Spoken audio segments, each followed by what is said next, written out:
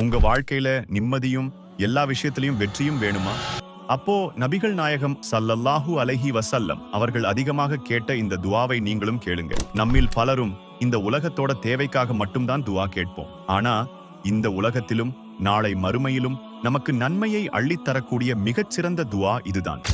ربنا آتنا في الدنيا حسنة وفي الآخرة حسنة وقنا عذاب النار. இதன் அர்த்தம், எங்கள் இறைவனே, எங்களுக்கு இவ்வுலகில் நற்பாக்கியங்களை தந்தருள்வாயாக, மறுமையிலும் நற்பாக்கியங்களை தந்தருள்வாயாக, இன்னும் எங்களை நரக நெருப்பின் வேதனையிலிருந்து காத்தருள்வாயாக. ஒவ்வொரு தொழுகைக்கு பிறகும் இந்த துஆவை கேட்க மறக்காதீங்க. இந்த பயனுள்ள வீடியோவை உங்க குடும்பத்தினருக்கும் நண்பர்களுக்கும் ஷேர் செஞ்சு கமெண்ட்ல ஆமீன்னு சொல்லுங்க. அல்லாஹ் நம் அனைவரின் துஆக்களையும் ஏற்றுக்கொள்வானாக.